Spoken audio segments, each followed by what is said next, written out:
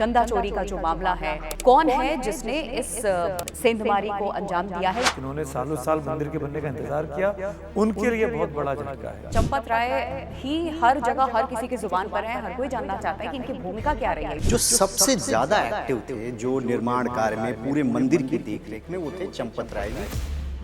4 जून को चंपत राय जान गए थे कि 20 लाख रुपए पकड़े गए व्यक्ति के घर से, तो 7 जून को आके जब समाजवादी पार्टी ने मामला उठाया तो उन्होंने गलत बयानी की। वो बयान देना या फिर इस तरह से इसको हल्के में लेना, ये दिखाता है कि इस चीज को लेकर वो बहुत गंभीर नहीं थे। ट्रस्ट का निर्माण ऐसे ही नहीं हो गया ना, जिन व्यक्तियों के नाम जिसने सुझाए उसकी जवाबदेही बनती है ये। लेकिन अब जब ये जानकारी में आया है कि ट्रस्ट के अंदर चढ़ावे की चोरी हुई है, तो उसको आप गलती को तो सुधारोगे ना। देश के अलग अलग कोने से लोग कह रहे हैं, कुछ कह रहे हैं कि हमने सोने का मुकुट चढ़ाया, वो कहाँ चला गया, अब वहाँ रसीद नहीं दिए जाते थे। राम जो है कोई राजनीतिक विषय हमारे लिए नहीं, राम हमारे लिए आस्था का विषय है। अब आस्था के साथ तो खिलवाड़ हुआ है। जब जब राम मंदिर को लेकर चंदे की बात आई है, तब तक विश्व हिंदू परिषद के नेताओं पे सवाल खड़े हुए। दान के लिए जो पैसा चढ़ाया गया, उसमें चोरी हुई, इसमें कोई डाउट नहीं है। क्या ये सिर्फ एक घटना को छुपाने की कोशिश थी या सालों से ऐसी प्रक्रिया चल रही थी जिस पर पर्दा डाला जा रहा था? नमस्कार, टाइम्स नाउ नवभारत के डिजिटल प्लेटफॉर्म रिपोर्टर अनकट में बहुत स्वागत है आपका, और मैं हूं आपके साथ प्रिया। मेरे साथ आज चर्चा के लिए जो लोग हैं उनसे आपका मैं परिचय करा देती हूं। सबसे पहले हमारे साथ रविकांत राय हैं, सीनियर जर्नलिस्ट हैं, बीजेपी बीट ये कवर करते हैं। सुमित अवस्थी जी हैं हमारे साथ। शाम 7 बजे आप इन्हें रोज़ देखते हैं नवभारत पर, चक्रव्यूह शो अपना लेकर आते हैं, अलग अलग मुद्दों पर बात होती है, जनता से संवाद होती है। और अमित जी हैं मेरे साथ यहाँ पर, जो नेशनल एडिटर हैं, और इनसे भी हम आगे बातचीत करेंगे। चर्चा की शुरुआत हम करेंगे। हमारे साथ रंजिता जी हैं, रंजिता झा, जो सीनियर जर्नलिस्ट हैं और कांग्रेस कवर करती हैं ये, तो हर मुद्दे पर बात होगी। सबसे पहले इस चर्चा की शुरुआत में सुमित जी आपसे कर रही हूँ। इस वक्त देश भर में जो एक मुद्दा है वो राम मंदिर में चंदा चोरी का जो मामला है, सेंधमारी का मामला है, वो छाया हुआ है। हर कोई ये जानना चाहता है कि आखिर कौन है जिसने इस सेंधमारी को अंजाम दिया है, या फिर ये प्लानिंग थी, मानवीय भूल तो हम इसे कह नहीं सकते, आस्था से उठ करके ये मामला अब कानूनी बन चुका है। इस पे आपकी क्या राय है और क्या लगता है आपको? मतलब ये इस तरीके से कहना कि कौन जिम्मेदार है एकदम से हम सब के लिए शायद मुनासिब नहीं होगा। Let's wait for the investigation. 8 व्यक्ति पकड़े गए हैं और छानबीन चल रही है। एसआईटी और यूपी पुलिस दोनों की जांच पैरेलल चल रही है। पर मुझे लगता है ना कि जो एक चीज़ मैं कहना चाहता हूँ कि अभी तक इन्वेस्टिगेशन ठीक है, जो हुआ सो हुआ। ये मामला 4 जून से लेकर आज हम इसको देख रहे हैं, करीब 1 महीने पुराना मामला है। पर ये सिर्फ 1 महीने की बात नहीं है, ये उसके पहले भी कहानी जाएगी। और उसके पहले मतलब कब से ये चल रहा था, क्योंकि आज जैसे आज सुबह हम जब अपनी मीटिंग कर रहे थे, एडिटोरियल मीटिंग, तो उसमें बड़ा अच्छा इनपुट दिया गया कि जब कुंभ हुआ था तब जब चढ़ावा आ रहा था, और वो चढ़ावा लाखों की संख्या, मतलब जो रोज़ आता था उससे लाख गुना ज़्यादा आ रहा था उस टाइम पे, इतनी भीड़ थी, इतने लोग आ रहे थे। तब से ये आदतें लगी कि भाई ये तो गायब किया जा सकता है। तो क्या ये 2 साल से चल रहा था, 1.5 साल से चल रहा था? मंदिर बने हुए अभी 3 साल हुए हैं, क्या तब से चल रहा था? तो ये इन्वेस्टिगेशन के पीछे जाएगी, या इन्वेस्टिगेशन सिर्फ ये जून 2026 के आगे की इन्वेस्टिगेशन है, उसको भी जानना ज़रूरी है। क्योंकि अगर मान लीजिए मैं तो 22 जनवरी को गया था 2001, जब प्राण प्रतिष्ठा हुई, उसके बाद आप 23 को गए होंगे, आप 24 को गए होंगे, आप 25 को गए होंगे, वो जो चढ़ावा चढ़ा के आए उसके साथ भी तो विश्वासघात हुआ ना। जो हम आस्था के जो हुंडी में डाल के आए, भले 5 रुपये डाले, पर वो कहाँ गए? भगवान को नहीं मिले तो कहाँ गए? तो क्या ये इन्वेस्टिगेशन पीछे जाएगी? और अगर वो इन्वेस्टिगेशन पीछे जाएगी तो क्या ये एसआईटी जो 3 मेंबर बनी है, क्या ये कैपेबल है, या किसी केंद्रीय एजेंसी के पास जांच आनी चाहिए? सीबीआई हो गई, सुप्रीम कोर्ट मॉनिटर्ड हो गई, ये क्या होगा? उस पर बहस होनी चाहिए, चर्चा होनी चाहिए। तो ये इतना भर से मामले से काम नहीं चलेगा। ये जो कांड प्रकरण सामने आया है, इसने ज़रूर तौर पर जो लोग मंदिर आंदोलन से जुड़े हुए लोग रहे हैं, जिन्होंने सालों साल मंदिर के बनने का इंतज़ार किया, उनके लिए बहुत बड़ा झटका है, उनके लिए बहुत बड़ा शौकर है ये कि हम लोग जिन्होंने त्याग किया, बलिदान किया, श्रमदान किया, पूजा पाठ की, वहाँ जाकर काम किया अयोध्या में, उनके साथ इस तरह की धोखाधड़ी वो लोग करेंगे जो इसी समूह से जुड़े हुए थे, जो उनके साथ काम कर रहे थे, जिन पे हम भरोसा कर रहे थे। ये विश्वास करना बिल्कुल, क्योंकि दान में जो पैसे हमने दिए हैं, जिसने भी दिए, जो श्रद्धालु हैं वहाँ पर, वो दान कर रहा है, लेकिन वो राम लला को उन्होंने दान किया है। अब चाहे उस पैसे को आप मंदिर को विकसित करने में और लगाएं, आप उसकी भव्यता, उसकी शोभा बढ़ाने में आप लगाएं, लेकिन इस तरीके से कोई चोरी अगर कर लेता है और गबन के जब आरोप लगते हैं तो ये कहीं ना कहीं लोगों को भी उनकी भावना को ठेस पहुंचाता है कि ये क्या चल रहा है। आप किसी पे विश्वास करके इस तरीके से विश्वासघात उसके साथ कर रहे हैं। रविकांत राय हमारे साथ। एक बड़ा जो नाम चर्चा में इस वक्त आ रहा है, चंपत राय का नाम सामने आ रहा है। हालांकि 8 लोगों की कुल गिरफ्तारियां इसमें हुई है और चंपत राय ही हर जगह हर किसी की जुबान पर हैं। हर कोई जानना चाहता है कि इनकी भूमिका क्या रही है, क्योंकि शुरू से वीएचपी, आरएसएस सभी से इनके जो संपर्क है वो रहे हैं और ये वहाँ से आते भी हैं, लंबे अरसे तक जुड़े रहे हैं, काम किया है। तो इनकी भूमिका को लेकर ज़रा आप बताइए, क्योंकि आप फील्ड में रहे हैं, आप पार्टी तक भी इसकी आँच पहुँच चुकी है, सवाल पूछे जा रहे हैं। देखिए, सबसे ज़्यादा चर्चा चंपत राय बंसल की क्यों हो रही है? अच्छा, पूरा नाम चंपत राय बंसल है उनका। सबसे ज़्यादा चर्चा इसलिए हो रही है क्योंकि आप ट्रस्ट का स्वरूप देखें, जो ट्रस्ट का गठन हुआ उसमें जो मेंबर हैं ट्रस्ट के, वो मैक्सिमम मेंबर जो हैं, कोई 80 साल का है, कोई 85 साल का है, 99 साल का है। अब पराशरन जी जिन्होंने पूरा केस लड़ा वो 99 ईयर के हैं। तो जब भी ट्रस्ट की कोई बैठक होती है मोस्टली वो अटेंड नहीं कर पाते हैं। और दूसरे मेंबर्स को देखें, हम ट्रस्ट के अध्यक्ष को देखते हैं, महंत नृत्य गोपाल दास जी अयोध्या में रहते हैं, लेकिन उनकी भी बहुत ज़्यादा आयु हो चुकी, बहुत ही रिस्पेक्ट है उनकी इस पूरे आंदोलन में, मंदिर के निर्माण में, वो भी नहीं आते। जो सबसे ज़्यादा एक्टिव थे जो निर्माण कार्य में, पूरे मंदिर की देखरेख में, वो थे चंपत राय जी और अनिल मिश्रा। जो भी डिसीजन हो रहा था वहाँ पे कि पूजा कैसे होगी, वीवीआईपी आएंगे तो उनका अरेंजमेंट कैसे होगा, किस प्रकार आरती होगी, ये सारे के सारे फैसले जो है वो चंपत राय ले रहे थे। पिछले जब से ये पूरा घटनाक्रम जानकारी में आया है तो मूलतः चंपत राय जी प्रचारक हैं और वीएचपी से जुड़े हुए हैं। और वीएचपी ने ही ये मांग कर दी कि देखिए, जब भी वीएचपी से पूछा जाता है, बीजेपी से पूछा जाता है, तो वो बोलते हैं कि राम जो है कोई राजनीतिक विषय हमारे लिए नहीं है, राम हमारे लिए आस्था का विषय है। अब आस्था के साथ तो खिलवाड़ हुआ है। यहाँ पर एसआईटी ने अगर 8 लोगों को गिरफ्तारी की है, बहुत लोगों के घर से पैसे बरामद हुए हैं, यानी दान के लिए जो पैसा चढ़ाया गया उसमें चोरी हुई, इसमें कोई डाउट नहीं है। अगर कोई व्यक्ति जो जिम्मेदार पद पर है उसके नीचे भी अगर कुछ हो रहा है और उसे रोक नहीं पा रहा है, इसीलिए सबसे ज़्यादा सवाल जो है चंपत राय के ऊपर खड़े हो रहे हैं। और उन्होंने जो सूत्र हैं वो ये बताते हैं कि इस बात को स्वीकार किया कि उनके नीचे जो मातहत काम कर रहे थे कई लोग, उनको इस बात की शिकायत हुई कि ये जो है चोरी हो रही है। उन्होंने 1-2 बार डांट डपट के छोड़ दिया, कुछ महीने के लिए वो गायब रहा व्यक्ति, फिर दोबारा आके काम करने लगा। तो अगर आपने ढील दी और आपकी ढील की वजह से ये खामी हुई और करोड़ों लोगों की आस्था पर चोट पहुंची है, इसीलिए चंपत राय मुझे लगता है कि सबसे ज़्यादा कटघरे में खड़े किए जा रहे हैं। मैं एक पॉइंट ऐड करना चाहूँगा प्रिया इसमें, और वो ये कि चंपत राय जी की भूमिका इसमें हम सब जानते हैं कि वो कंट्रोल करते थे, अथॉरिटी थे अयोध्या में। लेकिन उन्होंने जैसे रवि ने कहा कि किसी को पकड़ा, उसको हटा दिया, फिर दोबारा रख लिया कि चलो ठीक है अब रास्ते पे आ जाएगा। यहाँ तक तो ठीक था कि घर के अंदर की चीज़ें थी, आप बाहर नहीं लाना चाहते थे। पर जो उन्होंने मीडिया के सामने आके 7 जून का जो बयान दिया, जो 40 सेकंड की वीडियो क्लिप उन्होंने रिलीज़ की और कहा कि अभी हुंडी का ऑडिट चल रहा है और कुछ उल्लेखनीय नहीं पाया गया है। 4 जून को अविनाश शुक्ला के यहाँ छापा पड़ जाता है, सीसीटीवी फुटेज जब सामने आ गया, वो बैग लेके जा रहा है लड़का बाहर, 20-22 लाख रुपए की रिकवरी हो गई। और ये भी कहा गया कि चंपत राय ने ही पुलिस को बुलाया, चंपत राय ने ही छापा पड़वाया। तो जब 4 जून को चंपत राय जान गए थे कि 20 लाख रुपए पकड़े गए व्यक्ति के घर से, तो 7 जून को आके जब समाजवादी पार्टी ने मामला उठाया तो उन्होंने गलत बयानी क्यों की? उन्होंने झूठ बोला सरेआम। यहाँ पर सवाल खड़े होते हैं कि क्या ये सिर्फ एक घटना को छुपाने की कोशिश थी या सालों से ऐसी प्रक्रिया चल रही थी जिस पर पर्दा डाला जा रहा था, जो सामने नहीं आने दिया जा रहा था। कल मैंने वीएचपी के जो सर्वे आलोक कुमार, जो चंपत राय जिनके टीम में आते हैं, आलोक कुमार जी ने मेरे इंटरव्यू में कहा कि सत्य के साथ समझौता हुआ है, वो बयान नहीं आना चाहिए था, वो बयान क्यों दिया गया? ये आलोक कुमार चंपत राय को बोल रहे हैं, तब बड़ी शराफत में कह रहे हैं, ये नहीं कह रहे कि आपने झूठ बोला, आपने गलत बोला, पर कह रहे हैं कि सत्य से समझौता हुआ। तो यहाँ तो चंपत राय की भूमिका पर सवाल खड़े होते हैं। और अकेला इंसान क्या इस सारी चीज़ों को अंजाम दे रहा था या और भी लोग इसमें शामिल हैं? अमित जी हमारे साथ देश भर से, आपके पास क्या इनपुट आ रहे हैं? नहीं, देखिए, मुझे लगता है कि जिम्मेदारी तो लेनी पड़ेगी, आप उससे तो भाग नहीं सकते। और ये कहा जाता है कि जब उनको ये कहा जाता था कि ऐसी कुछ गड़बड़ियाँ हो रही है तो वो कहते थे कि प्रभु राम देखेंगे। प्रभु राम नीचे देखने नहीं आ रहे हैं, वो देखने के लिए आपको बैठाया गया था वहाँ पर। लेकिन जिस तरीके से पूरी चीज़ें हुई, और उनकी जिम्मेदारी सिर्फ जब मंदिर निर्माण हो गया उससे नहीं, उससे पहले से ही जब ये बना था उसमें 2 तरह के कमेटी बनी थी। एक जो प्रबंधन और व्यवस्था देखने के लिए थी, जो जिसमें आप कह सकते हैं कि बड़ी भूमिका जो थी चंपत राय की थी। एक दूसरी कमेटी बनी थी जो कि मंदिर निर्माण की थी, जिसको नृपेंद्र मिश्रा देख रहे थे कि कैसे बनेगी। तो ये जो पूरा प्रबंधन है कि वहाँ पर कौन होगा, कौन कैसे करेगा, दर्शन कैसे होगा, जो पैसे आएंगे उसकी गणना कौन होगी, ये सारी कुछ की जिम्मेदारी चंपत राय की। भले आप अनिल मिश्रा देख रहे थे, लेकिन अनिल मिश्रा को भी जिम्मेदारी किसने दी? चंपत राय ने दी।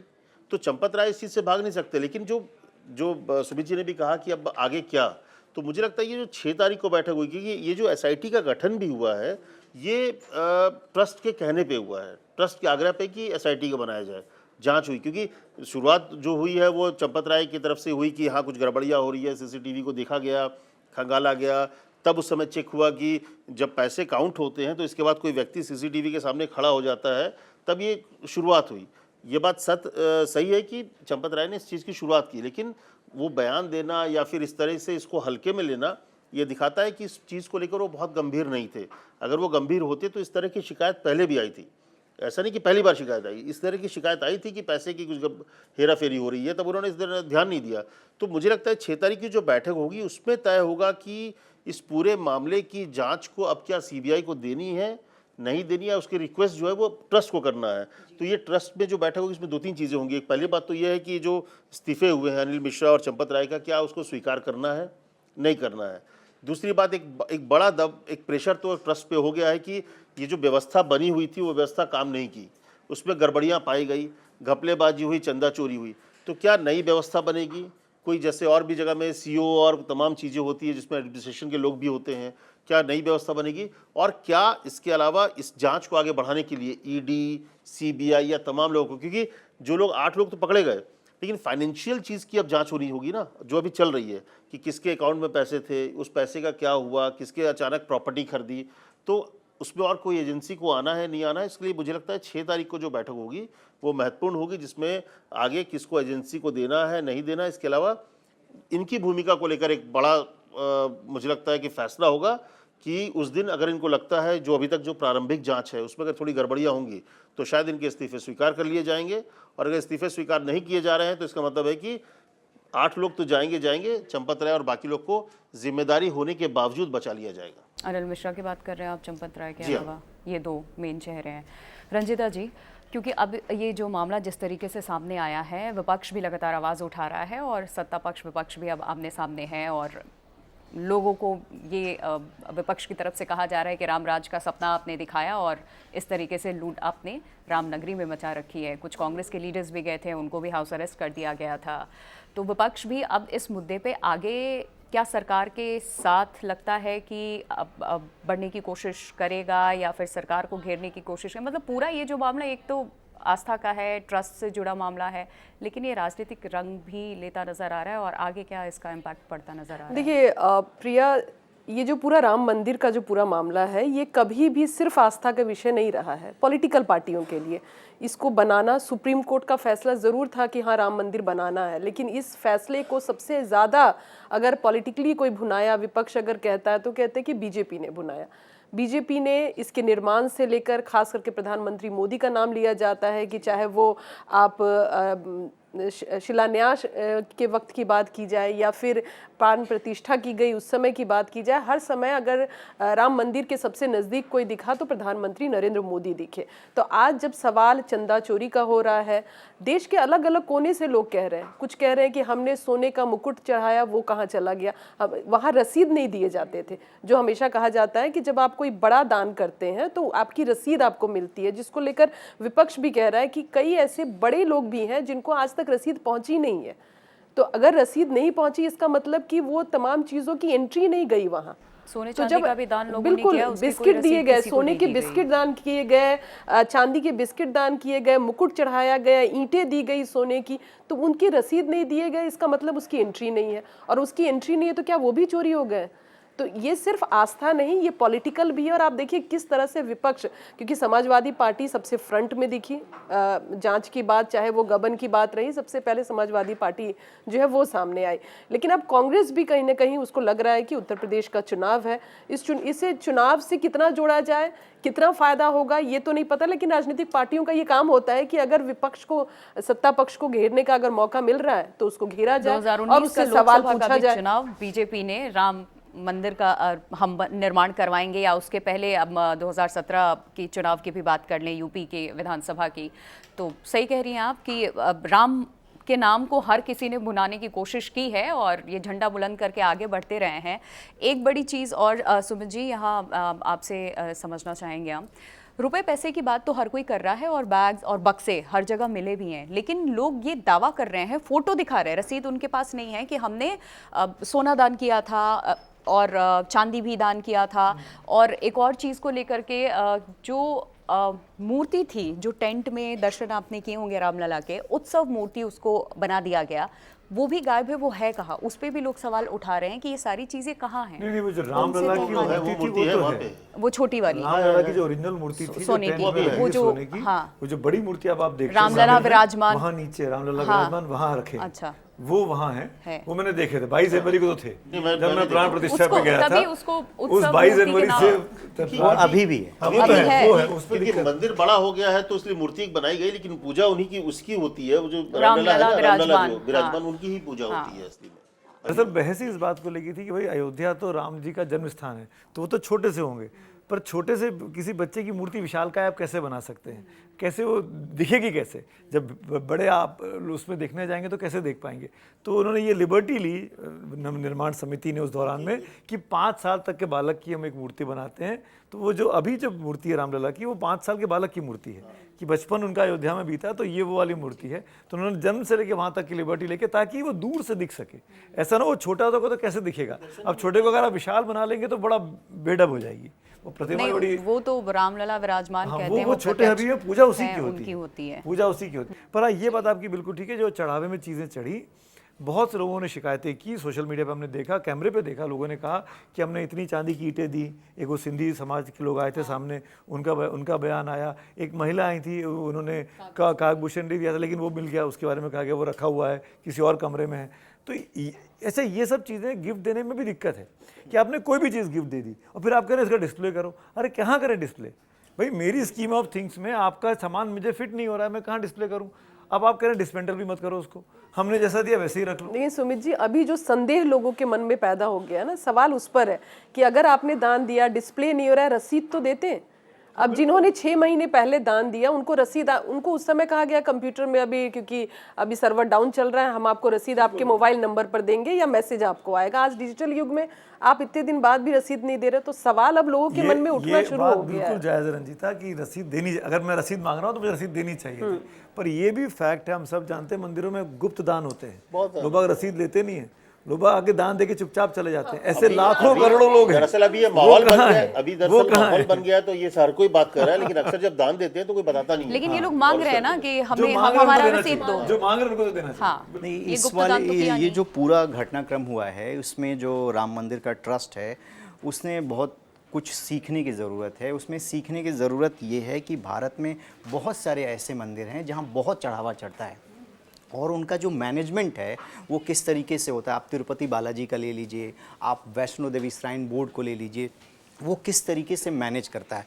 राम का मंदिर बना, लोगों की आस्था बहुत ज़्यादा थी, आपने ट्रस्ट तो बनाया लेकिन ट्रस्ट के अंदर प्रोफेशनल नहीं रखे। अगर मान लीजिए चढ़ावा चढ़ रहा है, अगर कोई बैंकिंग से जुड़ा हुआ प्रोफेशनल नहीं है तो उसकी काउंटिंग प्रॉपर तरीके से ट्रांसपेरेंसी के साथ कैसे होगी, ये तो आपको सोचना चाहिए कि आपकी जिम्मेदारी बहुत बड़ी है। प्रधानमंत्री वहां पर आए थे मुख्य जजमान बन के, तो ये यहाँ पर गलती हुई। अब जो जानकारी मिल रही है वो ये कि जब अगली बैठक होगी उसमें ट्रस्ट को रिफॉर्म करने की जरूरत है और ट्रस्ट को रिफॉर्म भी किया तो नहीं हो गया ना, ट्रस्ट का निर्माण ऐसे ही नहीं हो गया ना। जिन व्यक्तियों के नाम जिसने सुझाए उसकी जवाबदेही बनती है ये कि उसका क्या इस राम मंदिर को लेकर के, आंदोलन को लेकर के, वीएचपी को लेकर, आरएसएस को लेकर, सरकार को लेकर कहीं, क्योंकि ट्रस्ट तो स्वतंत्र है। आप कहाँ से हैं? किस आधार पे आप उनको आगे कर रहे हैं? नहीं नहीं, अब बिल्कुल सही बात है। ट्रस्ट के लोगों की ही जिम्मेदारी है, ट्रस्ट के अध्यक्ष, ट्रस्ट के जो सेक्रेटरी हैं, जो कोषाध्यक्ष हैं, सबकी जिम्मेदारी। लेकिन अब जब ये जानकारी में आया है कि ट्रस्ट के अंदर चढ़ावे की चोरी हुई है, तो उसको आप गलती को तो सुधारोगे ना। टिन्नू यादव देखिए, तो गलती को सुधारने के लिए आपके पास क्या ऑप्शन है? अब वही है कि आप जो है बैंकिंग से जुड़ा हुआ कोई प्रोफेशनल रखें, सीए रखें, वहां पर सीईओ अपॉइंटमेंट होगा, एक आईएएस ऑफिसर जो है वो पहले पूरा वो हुआ एडमिनिस्ट्रेशन करता को था, देखें। इतने सालों तक लेकिन ये इसमें चलती रही ना तो आईएएस व्यवस्था। अधिकारी हैं। आईएएस अधिकारी है बिल्कुल। संजय प्रसाद है। लेकिन रवि, एक ये विपक्ष की तरफ से ये बताया जा रहा था कि ट्रस्ट और एसबीआई के साथ एक एसओजी साइन किया गया था और वो पूरे गाइडलाइन बनाए गए थे कि किस तरह से जो चंदे हैं उनको एकत्रित किया जाएगा, काउंटिंग कैसे होगी, वो साझा जिम्मेदारी थी। और ये भी बताया जा रहा है कि एसबीआई की भी भूमिका बहुत सवाल के घेरे में है कि बिल्कुल। जो गाइडलाइन तैयार किए गया उस गाइडलाइन पे भी काम नहीं किया गया।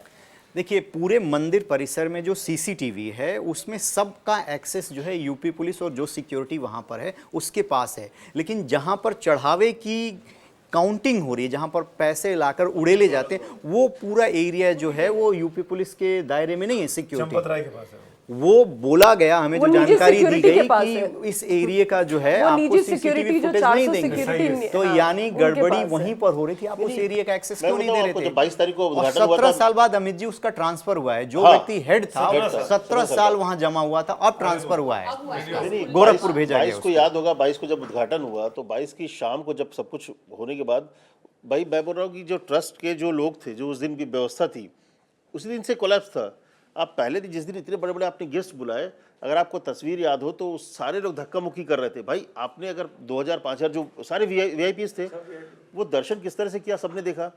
उस दिन शाम को जब हम लोग गए थे, जब एंट्री हम लोग को मिली थी शाम को 6:30-7 बजे, जब हम लोग गए वहीं से लाइव किए, सब कुछ किए, बिलीव नहीं होगा कि क्या आपको अंदाजा नहीं था कि नेक्स्ट डे क्या होने वाला है। अगर आपको याद हो सुबह जी, तो नेक्स्ट डे सुबह 1-1.5 लाख आदमी पहुंच गए, कोई व्यवस्था नहीं थी। आप बिलीव नहीं करोगे, मैं वहाँ पर, हम लोग, मतलब मैं वहाँ पे सामने खड़ा था, देखा भीड़, मैंने किसी को फ़ोन किया पीएमओ में, इसके अलावा वहाँ फ़ोन किया यूपी में। आप बिलीव नहीं करो, जब उनको पता कि बोले स्टैम्पेड हो जाएगा और पहले दिन ही कलंक लगने वाला भाई आप लोग को, वहाँ से फिर फ़ोन किया, वहाँ से आपको याद होगा चॉपर से संजय प्रसाद से लेकर तमाम लोग वहाँ पहुँचे, फिर वो लाइन बनाई गई, सब कुछ किया गया। तो मतलब आपने सिर्फ इस बात का प्लानिंग किया था कि उद्घाटन करना है, उद्घाटन के बाद की व्यवस्था ही नहीं थी वहाँ पे कि भाई नेक्स्ट डे से पब्लिक आएंगे, श्रद्धालु आएंगे। जो रामलला को जिंदगी भर तमन्ना थी कि भाई रामलला टेंट से बाहर निकलेंगे। 22 जनवरी के बाद मई में यूपी का चुनाव होना था, मार्च अप्रैल में, ये उसके ठीक पहले चल रहा था ये कार्यक्रम। अगर मान लीजिए वो हो जाता, जो अमित बोल रहे हैं, स्टैम्पीड हो जाता, तो कितना बड़ा इम्पैक्ट सर पड़ता। ये 24 की चुनाव के बाद लोकसभा चुनाव का टाइम था, लोकसभा 22 जनवरी की बात है। तो वो हालत ये थी कि, और हो जाता उस दिन, क्योंकि अंदर कोई व्यवस्था नहीं। अब जाके ना आपको ट्रैक वो लगा दिया गया है, वो मतलब उसको बोलते हैं क्या, मतलब बैरिकेडिंग करके कि अलग अलग लाइन बना दी गई एग्जिट का, उस समय कुछ नहीं था और 1.5 लाख 2 लाख आदमी वहाँ पहुँच गए हैं। पूरा माने जाम था पूरा वो, क्योंकि सबकी व्यवस्था क्या थी कि बस प्रधानमंत्री कार्यक्रम कर दे, काम खत्म मेरा। पुलिस अलग, पता चला जो एसपी आए थे वो उस दिन अपने दर्शन करने पे लगे थे परिवार के साथ, तो पूरी व्यवस्था चरमराई हुई थी। तो इनको एक गड़बड़ियाँ वहीं से व्यवस्थित थी। तरीके से सारी चीजें फिर बनानी पड़ेंगी, मुझे लगता है। बिल्कुल, ट्रस्ट को रिफॉर्म करना पड़ेगा और उसमें जो गलती हुई है उसे सुधारना पड़ेगा। जानकारी तो ये भी मिल रही है कि जहाँ पर काउंटिंग हो रही थी सुमित सर, वहाँ पे जो काउंटिंग करने वाले लोग थे, वो एक दिन सबकी ड्यूटी लगती थी कि आज आप खिलाओगे पिलाओगे। 800 समोसे, 800 रुपये के समोसे, कचौड़ी उसके अंदर आती थी, खा रहे हैं, काउंटिंग हो रही है। एक दिन सिक्का गिना जाएगा, एक दिन पैसा गिना जाएगा। तो जिस दिन सिक्का गिना जाएगा उस दिन पैसे कौन देखभाल कर रहा है। ये भी जानकारी मिली कि एक दिन चंपत राय ने कहा कि फ्रिस्किंग होनी चाहिए, कि कोई शिकायत मिली होगी कि कोई जो है जैसे 4-5 कार्गो वाला पैंट पहन के आ गया और निकलते वक्त जो है पॉकेट में 4 गड्डी लेके निकल लिया। तो वहाँ तो कोई कैमरा नहीं है क्या, वीडियोग्राफी? बोला तो मैं, उस एरिया में जहाँ पर काउंटिंग हो रही है उसका एक्सेस उन लोगों के पास नहीं है, वहाँ देखा लिमिटेड गया ना लोगों कि के जहाँ पास है। फाइनल पैसा रखा जा रहा है उसके सामने कोई खड़ा हो जाता है। हाँ, ये भी पाया गया कि जैसे यहाँ पे पैसा हो गया, सब कुछ रख दिया गया, तो अचानक कोई एक सामने आ जाएगा, कैमरे के सामने कैमरा दिखेगा नहीं, इसका फीड दिख रहा है तो सामने अकेले दिख रहा किसी का तो काम नहीं है। और सारे सीसीटीवी फुटेज भी नहीं मिल रहे हैं। जो 12 या शिकायत 13 मिली सीसीटीवी उसके बाद फुटेज जो है चंपत राय जी ने बोला कि अगर आपको ऐसा लगता है कि अगर ये सच में ऐसा हो रहा है, कोई पैसा चोरी कर रहा है, तो चलो अचानक एक दिन सबको चेक कर लेते हैं एंट्रीज पहले। और एक व्यक्ति है सुभाष श्रीवास्तव, जिसके पास जिम्मेदारी थी ये पूरा कलेक्शन कराने की, उसको सिक्योरिटी वालों ने, यूपी पुलिस ने चेक कर दिया तो वो भड़क गए वहाँ पे। आपको पता है हम संघ के इतने पुराने विश्वसनीय लोग हैं, आप हम पे सवाल खड़े कर रहे हो। तो भाई आप संघ से जुड़े हुए हो तो आपका जांच नहीं होगा, आप सेंसिटिव जगह पे हो, पैसा काउंटिंग चल रही है। तो चंपत राय जी ने ही उसको रूल बदल दिया कि नहीं नहीं नहीं, ये लोग विश्वसनीय लोग हैं, इनकी बार बार आप जांच नहीं कर सकते।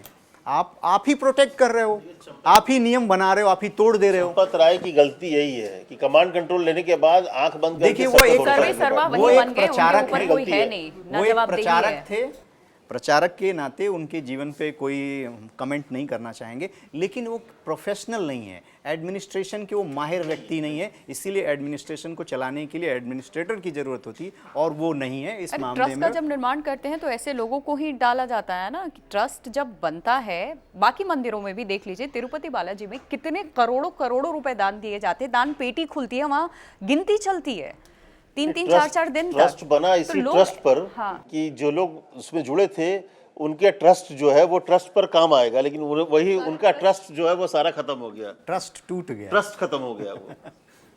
ट्रस्ट घात हुआ। हाँ, ट्रस्ट घात हुआ है इसमें। ट्रस्ट वालों तोड़ दिया लोगों का, ट्रस्ट वालों ने ट्रस्ट तोड़ा लोगों का। मतलब 6 तारीख को जो अब मीटिंग होनी है उसमें चीजें कुछ स्पष्ट हो पाएंगी या 100% होगी मुझे लगता है। बिल्कुल। देखिए मैं तो नहीं मानता हूँ, ये नहीं। छुपाने की प्रक्रिया ज्यादा दिखाई दे रही है। जैसे फॉर एग्जांपल अगर चंपत राय जी को पता था तो चंपत राय जी पर क्यों नहीं एक्शन होना चाहिए?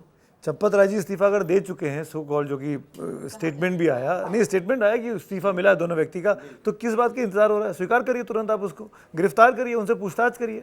पूछताछ हुई, पूछताछ घर जाके हो रही है, उनके कमरे में पूछताछ हुई 2 घंटे 3 घंटे की, उनके घर जाके हो रही है। भाई घर जाके पूछताछ होना, पुलिस थाने लाके पूछताछ करना कि आपको नोटिस गया, आप आइए पूछताछ करिए। मैं कह रहा हूँ कि भाई ये जो मतलब ये जो भेदभाव है, भाई टिन्नू यादव गिरफ्तार हो जाएगा, लवकुश मिश्रा गिरफ्तार हो जाएंगे, अनुकल्प मिश्रा गिरफ्तार हो जाएंगे, श्रीवास्तव जी गिरफ्तार हो जाएंगे, और भी 4 आदमी गिरफ्तार हो जाएंगे, पर ये क्यों नहीं होंगे भाई? क्यों गोविंद देवगिरी जी को कोषाध्यक्ष, उनसे पूछताछ नहीं होनी चाहिए? क्यों चंपत राय के नाम नहीं आना चाहिए? क्यों नहीं आना चाहिए? मुझे जवाब दीजिए ना इस बात का। मैं तो था नहीं उस मंदिर में भाई, मैं तो जब दर्शन करने गया हूँ लाइन लगा के गया हूँ। हम जितना देख रहे हैं जो चीजें सामने आ रही हैं, क्या वही दिखाया जा रहा है जनता को, या चंपत राय के ऊपर भी कोई है, वो एक मोहरा है? ऊपर का हो सकता है, ट्रस्ट है स्वतंत्र। आपने इस्तीफे के बाद भी उनको काम पे रखा हुआ है, क्यों भाई? आपको कम से कम चंपत राय को उस काम से फिलहाल तो अलग हो जानी चाहिए जब तक उसकी जांच चल रही है, और जब तक भाई 6 तारीख को बैठक होने वाली है, 6 तारीख को बैठक में ट्रस्ट में जो भी फैसला हो, तब तक आप उसे कल हमारे यहीं पे हमारे रिपोर्टर हैं मनीष, उन्होंने बात की, जो कार्यालय है वहाँ पे जो प्रभारी हैं प्रकाश गुप्ता, उन्होंने कहा कि जब तक इस्तीफा स्वीकार नहीं होता है तो वो काम कर रहे हैं और दफ्तर में सब कुछ कर रहे हैं। ये तो मतलब है कि एक तरह से पूरा का पूरा एक जो जांच है उसको आप भटका सकते हैं ना। पैसे रिकवरी हमें दिख रहे हैं कि हो रहे हैं हर जगह से। बिल्कुल ठीक बोल रहे फिर आप उसको कैसे वहां पर काम कर सकते हैं? अरे 10 दिन के तो अलग कर देते कि चंपत जी आप 10 दिन मैं वही कहना चाह रहा हूँ कि एक एग्जाम्पल लाल कृष्ण आडवाणी का है, उनका नाम आया था हवाला डायरी, जैन डायरी में, उन्होंने इस्तीफा दिया था नाम आने पर। एक एग्जाम्पल लाल बहादुर शास्त्री का, दिल्ली में बैठे थे, एक्सीडेंट हुआ तमिलनाडु में, उन्होंने इस्तीफा दे दिया कि मैं नहीं रखूंगा भाई। और ये एक एग्जाम्पल चंपत राय का, इस्तीफा दे रहे हैं लेकिन रोज काम पे जा रहे हैं। किस बात का काम है भाई? ऐसा क्या काम है जो वहाँ नहीं हो सकता आपके बगैर? अब तो व्यवस्था बन गई होगी ना, 3 साल से मंदिर चल रहा है भाई, आपके रहते सारे काम हो गए। हाँ, वो आपने देखा नहीं तो आपके नहीं रहते कौन सा काम सॉरी हो टू जाएगा? चंपत राय 80-82 साल का आदमी है, किसी उम्र में इस उम्र के पड़ाव पे आके इस तरह के गंदे इल्जाम लगना बहुत मतलब शर्मनाक स्थिति है। पर ये उन्हीं के हाथ में है, अपनी इज्जत बचा के रखना उनके हाथ में है। उनका जो पेरेंटल कैडर है ना, उनको भी तो मुंह खोलना चाहिए भाई। वहाँ तो डेपुटेशन पे है, मान लीजिए ट्रस्ट में एक जिम्मेदारी मिली है, वो काम कर रहे हैं, लेकिन उससे पहले तो प्रचारक हैं, उसके बाद वो वीएचपी में काम भी कर तो रहे पलड़ा झाड़ हैं। तो रही है भाई ना। वीएचपी पल्ला झाड़ी, लेकिन कुछ बोलो तो फ्रंट में आके बोलना चाहिए ना उनके बड़े पदाधिकारियों के, भाई अगर आपके ऊपर आग लग रही है तो हटो। ये भी तो कहानी छपी कि उन्होंने ये डील की कि मैं इस्तीफा तभी दूंगा जब मेरी गिरफ्तारी नहीं होगी, मैं इस्तीफा तभी दूंगा कि मेरे को बदनामी नहीं मेरे सर पे नहीं आएगी, तब मैं इस्तीफे। ये इस्तीफा भी तो बाद में हुआ, जब एफआईआर हो गई उसके बाद इस्तीफे की खबर, लोगों की गिरफ्तारी हो गई उसके बाद हुआ है इस्तीफे की खबर आई है। हाँ, नहीं, मुझे लगता है कि इसमें सबसे बड़ी बात की बीएचपी जो हर बात पे चंपत राय खुद बोला करते थे, कम से कम उनको खुद तो बोलना चाहिए। अगर आप पाक साफ है इसी बात पे लड़िए आप कि भाई सब कुछ गलत है, मैं सामने खड़ा हूँ, जांच के लिए तैयार हूँ। आप इसमें मौन व्रत, यही वक्त होता है मौन व्रत लेने का क्या उनको? भाई ये मुझे लगता है कि जो व्यक्ति खुलकर सामने से खेलने वाला, फ्रंट पे खेलने वाला व्यक्ति अगर बैकफुट पे है, इट मीन्स कि उसको कहीं ना कहीं गड़बड़ियां दिख रही है। नहीं तो चंपत राय जैसा व्यक्ति मुझे नहीं लगता कि मैं तो बहुत सालों से जब यहाँ पे वीएचपी का ऑफिस में मिलता रहा ठीक है हूँ कि उनसे। चंपत जी बहुत ही सादा जीवन जीते हैं। हाँ हाँ बिल्कुल, बहुत ही इसमें सादा जीवन रहने वाले व्यक्ति हैं। 2 धोती और 1 कमरा, और जो कहानी चल रही है बिल्कुल ठीक कहानी है वो। अगर वो चोरी हो रही थी और उनको पता था तो ये पैसा कहाँ जा रहा था, जो बात आप कह रही है ना कि कहाँ तक था, उसका तो इन्वेस्टिगेशन होना चाहिए कि ये पैसा कहाँ जा रहा था, किसके इशारे पर जा रहा था। क्योंकि बाकी लोगों के भी हमने देखे कि टिन्नू यादव का भी नाम आया, और भी 2-4 लोग जो हैं कि उनका बैकग्राउंड भी चेक किया जा रहा है, बैंक डिटेल्स भी निकाली जा रही है, पहले कैसा था अब कैसा है। तो एक डिफरेंस हम सभी के सामने आया है, लेकिन चंपत राय को लेकर के फिलहाल ऐसी कोई जानकारी मुझे लग नहीं रहा है, है। देखिए चंपत राय को जितना मैं भी जानता हूँ कि चंपत राय ने एक चोरी की, मुझे डाउट लगता है, लेकिन क्या है कि उस चोरी करवाई। में उनकी भागीदारी इसलिए हो जाती है क्योंकि उनकी जिम्मेदारी थी। अगर उन्होंने आंख बंद किया तो आपकी जिम्मेदारी है, आप अगर ताली लेंगे तो गाली भी आपको सुनना पड़ेगा। अगर आपने व्यवस्था के लिए सुने आती कि चंपत राय ने बहुत अच्छी व्यवस्था की, तो इस खराब व्यवस्था की जिम्मेदारी उनको लेनी पड़ेगी। लेकिन जितना मैं जानता हूँ कि अक्सर हम लोग वहाँ पर नॉर्थ एवेन्यू में वीएचपी ऑफिस में उनसे मिलता था, आरके पुरम में भी कई बार मैं बैठा हूँ, वो उस तरह के स्वभाव के नहीं दिखते हैं, अभी तक तो नहीं दिखा जांच में जो भी आए। लेकिन मुझे नहीं लगता कि इस तरह की चीज़ों में उनका डायरेक्ट इन्वॉल्वमेंट होगा, लेकिन इन्वॉल्वमेंट इस लिहाज से उनको जिम्मेदारी लेना पड़ेगा या लेना चाहिए कि अगर आपके नाक के नीचे कुछ हो रहा है तो ये आपकी जिम्मेदारी बनती है और इससे आप भाग नहीं सकते हैं। और ये नैतिकता के आधार पर भी बनता है। जिस प्रभु के नाम पर आपने सब कुछ किया, उस प्रभु में अगर के सामने चोरी हुआ और उसका ताला चाबी आपके हाथ में था, तो कम से कम इसी नाम पे आपको अभी तो हम जिम्मेदारी केवल लेनी चाहिए। चढ़ावे की चोरी की बात कर रहे हैं। जो जमीनों की चोरी हुई है, हाँ, उस वक्त भी मुद्दा उठा था। 3 साल पहले मुद्दा उठा था। संजय सिंह ने अभी जाके एसआईटी को पूरी कागज रख देगा। 2 करोड़ की जमीन 15 करोड़, 20 करोड़, 50 करोड़ में खरीदी गई। उस वक्त भी हाँ एसआईटी का In fact, गठन मैं हुआ था, आपको और पीछे ले जांच चलूं। सामने नहीं आई। मैं राम मंदिर की इस पूरे मूवमेंट को हमने देखा है अपने करियर के दौरान। जब जब राम मंदिर को लेकर चंदे की बात आई है, तब तक विश्व हिंदू परिषद के नेताओं पे सवाल खड़े हुए हैं। अशोक सिंघल पे सवाल खड़े हुए थे, शंकराचार्य ने सवाल खड़े किए थे। शंकराचार्य जो पुरी के जो शंकराचार्य, उन्होंने अशोक सिंघल के बारे में कितनी बातें की। अशोक सिंघल जब इस दुनिया में नहीं है, लेकिन ये कहा गया कि चंदे के जो पैसा इकट्ठा किया जा रहा है, कहाँ जा रहा है, ये किसके अकाउंट में जा रहा है, कि शिलाएं बन रही, मंदिर बन रहा है, वो सब बन रहा है। ऐसी बातें भी सामने आई, इल्ज़ाम लगते रहें। मेरा कहना है कि ये अगर आप पब्लिक लाइफ में हैं तो आपका दामन अगर साफ है तो आपको दिखाना भी पड़ेगा, बताना भी पड़ेगा कि क्यों साफ है। नहीं दिखाएंगे तो छीटा तो दिखेगा। नहीं कि मुझे ये जो ज़मीन वाले में एक चीज़ लगता है, क्योंकि जो ज़मीनें वहाँ पे जो ली गई वो कोई ना कोई मठ था या उस तरह की छोटी छोटी मंदिर या उस तरह की चीज़ें थी, वो प्राइवेट प्रॉपर्टी थी, सरकारी प्रॉपर्टी नहीं थी। तो प्राइवेट प्रॉपर्टी क्योंकि जब जिस समय लिया जा रहा था तो उस समय हो सकता है कि भाई मेरी प्रॉपर्टी मैं नहीं बेचना चाहता, ये भी एक एंगल हो सकता है। क्योंकि मेरी जब कुछ लोगों से बात हुई वहाँ पे अयोध्या में, तो भाई मेरा मठ है, मेरे मंदिर थे, हम मंदिर भाई 2 करोड़ में नहीं बेचेंगे ना भाई। आपकी ज़मीन हो सकता है कि उस समय सर्किल रेट ये हो, आपकी सर्किल रेट जो भी हो सकता है, बट मेरा मंदिर है, मैंने यहाँ पे बनाया है और सालों का पुराना मंदिर है, तो मैं तय करूँगा। तो इसको लेकर 3-4 लोगों की मेरी जो बात हुई तो बोला ये हो सकता है एंगल, ये मतलब मैं उसमें क्लीन चिट नहीं दे रहा हूँ, बट ये एंगल हो सकता है कि मेरी जब अपनी प्रॉपर्टी बेचने का एक तरीका है भाई कि ज़मीन सरकार एक्वायर नहीं कर रहा था, ट्रस्ट एक्वायर करा था ना। ट्रस्ट एक्वायर करता है। सवाल यही खड़ा हो रहा है कि ट्रस्ट ने जमीन अपने नाम पे क्यों ली, रामलला के नाम पे क्यों नहीं ली। जब मुकदमा रामलला ने जिरड़ा, रामलला के वकील थे प्रसारण साहब और रविशंकर जी, रामलला के लिए मंदिर की जमीन खाली की गई सुप्रीम कोर्ट के आदेश में, तो जमीन रामलला के नाम पे क्यों नहीं है, जमीन ट्रस्ट के नाम पे क्यों है? उस ट्रस्ट के नाम पे जिसमें ऐसे व्यक्ति हैं जो आज हैं कल नहीं है।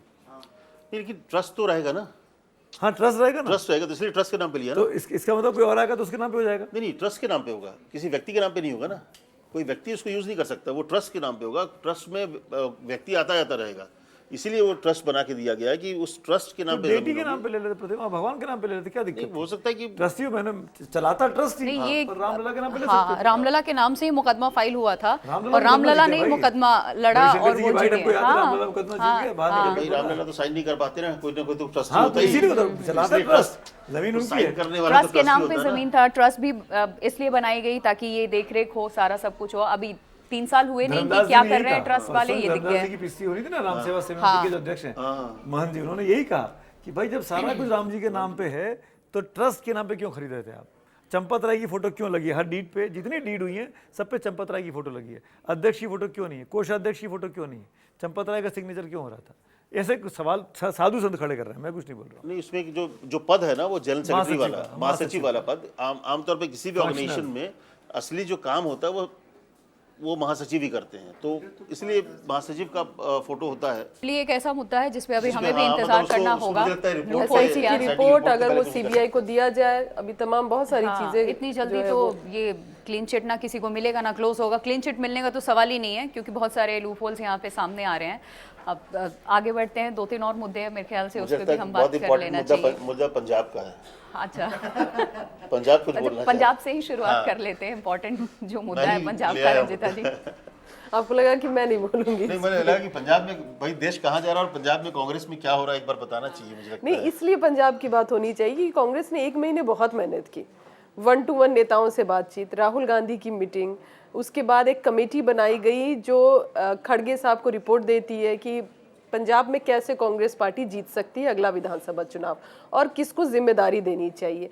जो बड़े चेहरे थे, जो ऐसे चेहरे थे जिसको जिम्मेदारी मिल सकती थी, जिसमें चरणजीत सिंह चन्नी जो मुख्यमंत्री रहे हैं पंजाब के, सुखजिंदर रंधावा जो गृह मंत्री रहे हैं, इसके अलावा और भी कई नाम थे जिस पर चर्चा चल रही थी। कल एक लंबी लिस्ट आई कांग्रेस पार्टी की और ये उम्मीद कांग्रेस के नेता भी लगा रहे थे, कांग्रेस के जो रिपोर्टर जो कवर कर रहे हैं वो भी लगा रहे थे कि कुछ बदलाव दिखेंगे। लेकिन बदलाव क्या हुआ? नील बट्टा सन्नाटा।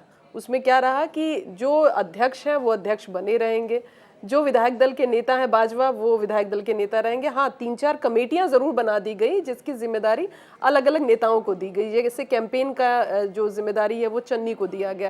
लेकिन इसमें सबसे बड़ा सवाल ये है कि मनीष तिवारी जो कांग्रेस पार्टी के, हम कह सकते हैं कि केंद्र में एक बड़ा चेहरा, मंत्री रहे हैं, 3 बार के सांसद रहे हैं, वो उनका एक आर्टिकल आता है, एक एक्स पर पोस्ट आता है और इतनी बड़ी कमेटी में जिसमें 4 कमेटियां और उसमें कई सब कमेटी और चेयरमैन बनाए गए, जिसमें कहीं भी मनीष तिवारी को जगह नहीं दी गई। चंडीगढ़ से सांसद है वो, जिस तरह से वो पार्टी का पक्ष संसद के अंदर रखते हैं, जब उनकी प्रेस कॉन्फ्रेंस होती है तब वो पार्टी का पक्ष रखते हैं। लेकिन रंजीता जी, आपको और ये मतलब एक चीज मैं यहाँ पे बोल रही हूँ, हाँ। क्या पहली बार ऐसा कांग्रेस में हुआ है? कांग्रेस तो उस चीज के लिए जानी जाती है, इतने बड़े बड़े अच्छे अच्छे लीडर्स कांग्रेस पार्टी में सबको दरकिनार कर देते हैं। और यही मतलब और भी वजह है, लेकिन ये एक सबसे बड़ी वजह है कांग्रेस पार्टी जो आज इतने पिछले पायदान पे आ गई है। नहीं, देखिए, नहीं मतलब मेरे ख्याल से लोग सहमत होंगे, कई ऐसे बड़े बड़े नामचीन चेहरे, अच्छे नेता जिसको कांग्रेस पार्टी ने, हम अपनी भाषा में बोले तो भाव तक नहीं दिया। देखिए, रीशफल हर पार्टी में हो रहा है, जनरेशन चेंज हर पार्टी में हो रहा है। बीजेपी में भी आप देखिए बहुत कद्दावर नेता हैं जो अब मार्गदर्शन मंडल में चले गए हैं, नहीं पूछ रही है, बीजेपी भी नहीं पूछ रही है। तो कांग्रेस में भी एक पैटर्न चल रहा है, राहुल गांधी की टीम आ रही है, प्रियंका गांधी की टीम आ रही है, नए चेहरों को मौका मिल रहा है। लेकिन सवाल ये उठता है कि जब आप पंजाब, आप एक लोकल, एक राज्य की अगर कमेटी बना रहे हैं और उस कमेटी में आप पूर्व विधायकों को भी जगह दे रहे हैं, वो जो अभी मौजूदा रूप में विधायक नहीं है, मंत्री नहीं है, कोई संगठन के बड़े पद पर नहीं है, मनीष तिवारी के साथ ये क्यों हुआ? ये दर्द मनीष तिवारी का सोशल मीडिया पे भी झलका है और कहीं ना कहीं अब ये देखना पड़ेगा लीडरशिप को कि आखिर इतनी बड़ी कमेटी में भी मनीष तिवारी को नहीं जगह दी गई, तो आखिर ऐसा क्या कर दिया उन्होंने कांग्रेस पार्टी के साथ? मैं एक कमेंट करना चाह रहा हूँ रंजीता जी से पूछना चाह रहा हूँ, अगर आप जी जी। मनीष तिवारी पंजाब में कहाँ से आते हैं? चंडीगढ़ से। अभी एमपी है, मूलतः कहाँ से? मूलतः मुझे नहीं पता है वो कहाँ से आते हैं। लुधियाना से, आई थिंक लुधियाना से आते हैं। लुधियाना से 3 लोकसभा 3 अलग अलग सीटों से लड़े हों, जिनकी अपनी कोई जमीन नहीं हो, वो ये कहे कि मैं पंजाब का नेता हूँ, आई एम सॉरी टू से। Manish Tiwari is a friend of mind, मैं सबके सामने कैमरे पे बोल रहा हूँ। नहीं, देखिए, एक लोकसभा वो लुधियाना से लड़के जीते, अगला लोकसभा वो आनंदपुर साहब से लड़के जीते, इस बार वो चंडीगढ़ से लड़के जीते। चंडीगढ़ कहाँ है? पंजाब के मुहाने पे, जहाँ चंडीगढ़ हरियाणा शुरू हो जाता है, लेकिन है तो पंजाब के अंदर ही है ना। जस्ट सेइंग कि मनीष तिवारी ने इतने 5-7 सालों में कौन सा आंदोलन पंजाब में खड़ा किया? किस वक्त वो प्रताप बाजवा के साथ या चन्नी के साथ या राजा वड़िंग के साथ दिखाई दिए? लेकिन क्या चन्नी 2 विधानसभा चुनाव हार जाते हैं मुख्यमंत्री पद पर रहते हुए, और अगर उनको कैंपेन कमेटी का इंचार्ज बनाया जा सकता है, क्या आपके दोस्त है ये? नहीं, लोकसभा सांसद भी है, तो लोकसभा सांसद तो मनीष तिवारी भी है। हाँ, तो ठीक है। नहीं, तो मैं बस ये कह रही हूँ, जरूरत है? नहीं, पंजाब में सिख की जरूरत है कि नहीं? नहीं, पंजाब में सिख की भी जरूरत है और हिंदू वोटर की भी जरूरत है। ऐसा नहीं है कि हिंदू वोटर कितना है पंजाब में? 20% आई थिंक। बाकी नहीं, वो बाकी नहीं, आप सिर्फ एक जाति नहीं ना, कांग्रेस नहीं, कांग्रेस तो सिर्फ एक जाति की बात नहीं करती। बहुत अच्छी बात है। नहीं, मैं मनीष तिवारी के लिए हमदर्दी नहीं कह रही हूँ, सबसे पूछ रहा हूँ कहीं वो ऑपरेशन लोटस में इधर ना जाए। कांग्रेस पार्टी के लिए 5-7 नहीं, दूसरे नेता आ रहे बीजेपी की तरफ। पंजाब में कांग्रेस पार्टी के लिए क्या किया? कौन सा कैंपेन खड़ा किया? कौन सा मूवमेंट खड़ा किया भगवंत मान के खिलाफ? कौन सा कैंपेन खड़ा किया बीजेपी के खिलाफ? ये बताइए ना। I'm just asking this. नहीं, मुझे लगता है कि ये देखिए सिर्फ ऐसा है इसलिए कि वो सीनियर लीडर की जगह मिल जाए क्योंकि- तो सीनियर लीडर नहीं तो ये ऐसी कोई बीजेपी में तो बहुत ऐसे सीनियर लीडर को साइडलाइन कर दिया गया, बिल्कुल। नहीं, लेकिन मुझे लगता है कि जब बढ़ रहा है तो जगह मतलब ये तो क्राइटेरिया अब खत्म हो गई पॉलिटिक्स में कि किसने क्या आंदोलन चलाया, क्या किया। आप अगर गुड बुक में है तो वो सब कुछ हो रहा है आजकल, तो वही होती है तो जो गुड बुक में क्यों नहीं है? क्योंकि आप कहीं थे नहीं, लेकिन गुड बुक क्योंकि में भाई आप किसी भाई जिस समय आंदोलन साथ पिछले नहीं बार कर आपको रहे याद थे। होगा बीजेपी में आने की बात हो रही थी, फिर भी नहीं आए, वो नहीं आए। भाई चुनाव लड़ने के बाद बीमार हो गए तो अस्पताल में भर्ती हो गए लेकिन थे। नहीं आए ना, नहीं फिर तो भी वैसे कांग्रेस लोगों में की रह तो गए। वापसी हुई है, अजय फिर माकन भी कांग्रेस में चुनाव रह नहीं गए। लड़े, उनकी भी वापसी हो गई ना, तो वही है गुड बुक में आने की बात है। तो गुड बुक में आने के लिए कुछ करना पड़ेगा ना पार्टी के नहीं लिए। गुड बुक नहीं कुछ क्या करने करना की पड़ेगा? जरूरत नहीं फिर क्या है, करना पड़ेगा? आपको अभी पीआर सुनिए, करने की अभी जरूरत ज्यादा है, गुड आप बुक पीआर किसकी करते जरूरत रहिए। में आने के लिए चाहे गुड बुक के राजस्थान लिए के काम कब मुख्यमंत्री से की हम जरूरी बात हो करें, गई? बीजेपी ने जिनको सामने कर दिया पार्टी का एक नॉर्मल कार्यकर्ता, उन्होंने क्या किया था? वो तो बीजेपी की अलग रणनीति है, कांग्रेस और बीजेपी की सोच में ही तो अंतर है। अंतर है, लेकिन बीजेपी भी तो एक्सपेरिमेंट कर रही है ना कि वो कर सकती एक है। आम कार्यकर्ता को आप मुख्यमंत्री की कुर्सी पर लेकर के आ भजन लाल गए। शर्मा जो एमपी कि भजनलाल शर्मा की बिल्कुल पहली बार के एमएलए चुनाव बना लेकिन दिया। एक्सपेरिमेंट सारा अभी सबकी नजर सिर्फ एक ही एक्सपेरिमेंट पे है, रिशफल सरकार कैबिनेट। मोदी सरकार के रिशफल और नितिन नवीन के जो टीम बनने वाली है। अभी दो चीज़ों पे सबसे ज़्यादा नज़र है, मुझे लगता है कि इसके मानसून सत्र से पहले ये होने वाला भी है। ठीक है रवि, अब क्या ये रिशफलिंग की जो बात चल रही है, 2-3 ऐसे मंत्री हैं जिनके नाम सामने आए, खुलकर मैं नाम ले लेती हूँ। राघव चड्ढा, इनको एंट्री मिलेगी क्या? ये नया जो मोदी 3.0 की बात चल रही है कैबिनेट रिशफलिंग की, उसमें। दूसरा, निर्मला सीतारमण को लेकर के लोग जो बातें कर रहे हैं, अब सोशल मीडिया पे सारी बातें होती हैं, जेंसीज भी जिनको लेकर हम बात करते हैं, जो प्रोटेस्ट हुआ धर्मेंद्र प्रधान के खिलाफ, ये 3-4 ऐसे नाम हैं, इनको लेकर आपकी रिपोर्ट क्या कहती है, क्या इनपुट है? देखिए, बीजेपी का और मोदी सरकार का ट्रैक रिकॉर्ड रहा है कि अगर आप किसी नेता के खिलाफ कैंपेन चलाते हैं, अगर आपने राहुल गांधी ने उसके खिलाफ कैंपेन चला दिया तो वो बच जाता है। तो कृषि मंत्री के साथ क्या तो उन्होंने धर्मेंद्र प्रधान के खिलाफ चला दिया कि इनका इस्तीफा होना चाहिए। तो मुझे ऐसा लगता है, जो थोड़ी मेरी समझ है, कि वो रहेंगे। मंत्रालय इधर उधर हो सकता है बट वो मोदी कैबिनेट का हिस्सा रहेंगे।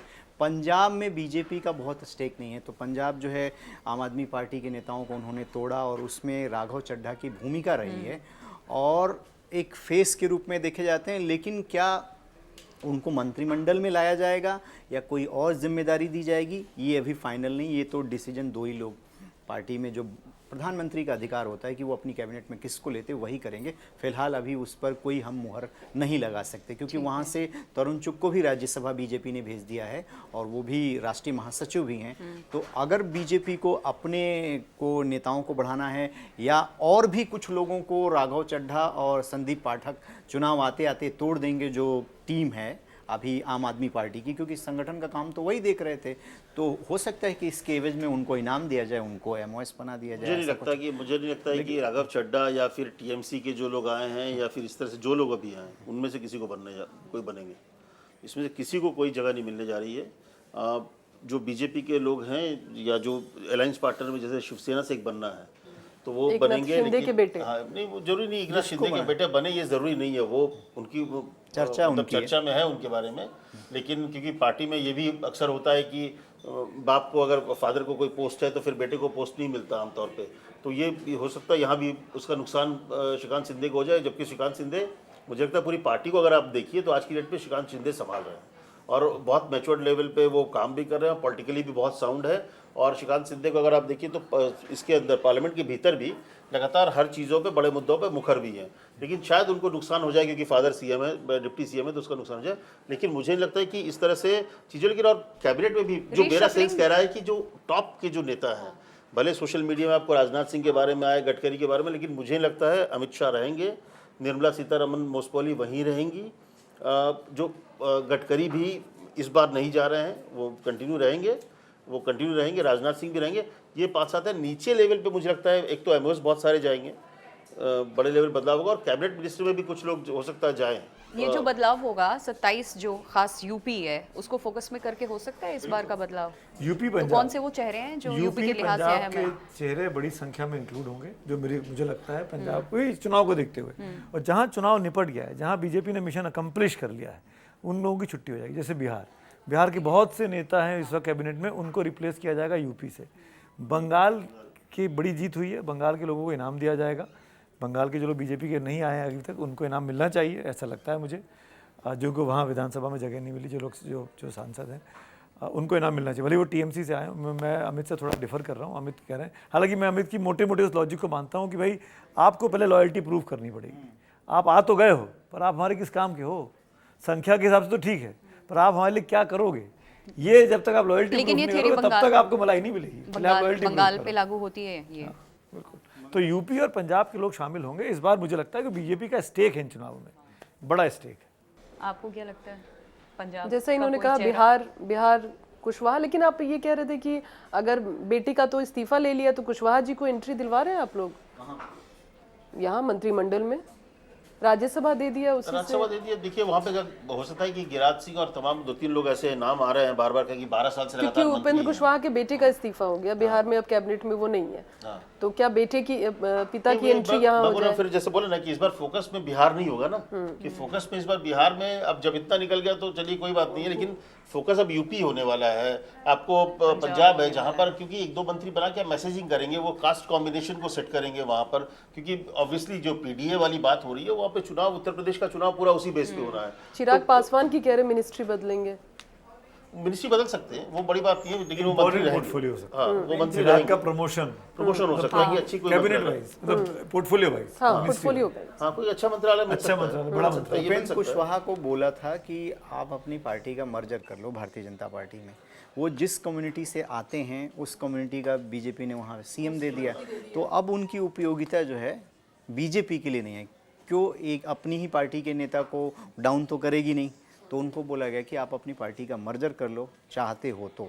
अब वो उनके ऊपर डिसीजन लेना है कि वो पार्टी का मर्जर करते हैं तो पार्टी विचार करेगी, अगर नहीं करते हैं तो कोई बात नहीं, उनको ऑप्शन दे दिया है। मॉनसून सत्र की शुरुआत होने जा रही है और डेट्स आ गई हैं कब से? 20-21 से ऐसा कुछ। हाँ, तो इस बार कुछ इम्पोर्टेंट जो इस बार टेबल करने जा रहे हैं बिल, रिजर्वेशन को लेकर, वुमेन नहीं, रिजर्वेशन डिलिमिटेशन बिल, देखिए 2 चीज़ों को लेके मतलब अभी कोई ऐसा कंफर्मेशन नहीं है, बट जो पिछले कुछ दिनों में एक्सरसाइज हुआ है सरकार की तरफ से, या फिर इस तरह से शिवसेना के कुछ लोग हुए, कुछ टीएमसी के जुड़े, तो ये कहा जा रहा है कि जो 2/3 मेजोरिटी वाला जो पिछले सेशन के दौरान मुश्किलें हुई सरकार को, खासकर डिलिमिटेशन और महिला आरक्षण बिल को लेकर, कि 2/3 मेजोरिटी हम नहीं ला पाए और सरकार वो गिर गया, बिल गिर गया। तो इस बार ये कहा जा रहा है कि इस साल इस सत्र में सरकार चाहती है कि उस बिल को पास कराएं, और नंबर्स का खेल इसलिए हो रहा है। लगभग 319 हो गए हैं जो नए कुछ लोग जुड़ने के बाद, टीएमसी और शिवसेना के बाद। तो ये कहा जा रहा है कि सरकार इस कोशिश में है कि जो 360 का आंकड़ा 2/3 मेजोरिटी होगा उसको टच करने की कोशिश है, और उसमें डीएमके और समाजवादी पार्टी उसको कहा जा रहा है, खास करके जब 50% कहा गया था ना डिलिमिटेशन के बाद जो सीटें कितनी बढ़ेंगी, तो डीएमके भी कह रहा था कि अगर आप 50% जो आप वादा कर रहे हैं उसको अगर आप रिटर्न कर देंगे तो हम समर्थन करेंगे। तो इस बार जो सोर्सेज ये कह रहे हैं कि सरकार इस बात पे तैयार है कि वो अगर बिल लाती है इस बार तो उसमें रिटर्न होगा 50%, कि 50% इंक्रीज होंगे लोकसभा सीटें। तो अगर उस पर सहमत हो जाती है तो 22 सीटें उनकी हो जाएंगी। समाजवादी पार्टी ने अगर समर्थन कर दिया तो फिर इस बार आपको वो हो जाएगा, बिल पास हो जाएगा, और जो अगला चुनाव होगा वो फिर लगभग 800 सीटों पर होगा, लोकसभा सीटों पर। लेकिन मुझे ऐसा लगता है कि जैसा डीएमके का अमित जी आपने कहा, अभी एसआईआर को लेकर सीजेआई को एक पत्र लिखा है विपक्ष ने, उसमें आम आदमी पार्टी और डीएमके ऑन बोर्ड नहीं थी। इंडिया अलायंस की जो मीटिंग हुई थी उसमें भी नहीं थी और इस लेटर के लिए भी नहीं, लेकिन बाद में उस लेटर पे इन दोनों पार्टियों ने साइन किया।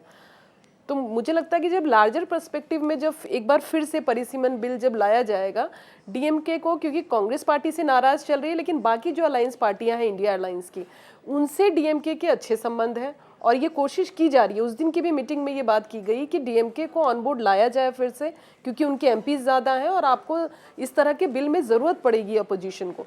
तो ये कोशिश हो रही है कई और पार्टियों की तरफ से कि डीएमके को फिर से इंडिया अलायंस का हिस्सा बनाया जाए, और अगर वो नहीं बनने को तैयार है लेकिन फिर भी वो विपक्ष के साथ दिखे इस तरह की। आम आदमी पार्टी के जितने भी सांसद बचते हैं, तो नंबर गेम में मुझे लगता है कि एक इस बार सरकार ये चांस नहीं लेगी कि कम नंबर है और वो उस बिल को ले आए। वो पुख्ता नंबर जब होगी तभी ये बिल को पेश किया जाएगा, ऐसा मुझे लगता है, क्योंकि दूसरी बार झटका सरकार के लिए लेना ज़रा मुश्किल होगा फिर। ठीक है, तो ये कुछ मुद्दे थे जिस पर हमने चर्चा की, और रिपोर्टर्स अनकट में, और राम मंदिर को लेकर के जो चंदा चोरी मामला है उसको लेकर के भी काफ़ी किस्से यहाँ पर निकल कर सामने आए, अंदर की बातें। हाँ, इस मॉनसून सत्र में ये मामला उठेगा, और बड़ी बात ये है कि कार्यवाही, चर्चा चाहेगी। हाँ, विपक्ष भी इस बार बख्शने के मूड में नहीं है, और पिछले कई बार हमने देखा है जब कार्यवाही संसद की शुरू होती है तो ऐसे जो जनहित के मुद्दे होते हैं, और सही बात है, विपक्ष भी उस पर अब अड़ जाती है। और अखिलेश यादव इस बार कार्यवाही- फिर मकर द्वार से सेंट्रल हॉल तक बहुत बार दिखेंगे। जब उन्हें बात करना होता है ना मीडिया में, तो वो चक्कर लगाते रहते हैं, मकर द्वार से सेंट्रल हॉल, सेंट्रल हॉल से मकर द्वार। तो वो एक बार मुझे लगता है इस बार फिर करेंगे, क्योंकि उनके पास बहुत कुछ है सरकार के खिलाफ बोलने के लिए। हाँ, उनके पास बहुत कुछ है, सरकार के पास अपने पास बहुत कुछ है। योगी आदित्यनाथ का बयान भी सामने आया था कि 90 को आप याद कर लीजिए, ये बयान देने से पहले। तो ये तो चलता ही रहेगा, एक दूसरे पे आरोप लगाते रहते हैं। तो चलिए इसको यहीं फ़िलहाल हम स्टॉप करते हैं। बहुत बहुत शुक्रिया, आप लोग सब आए और रिपोर्टर्स अनकट में इन मुद्दों पर हमने बात की है। आगे भी बात करेंगे, देश दुनिया में क्या चल रहा है, कौन से मुद्दे हैं। मिलते हैं फिर।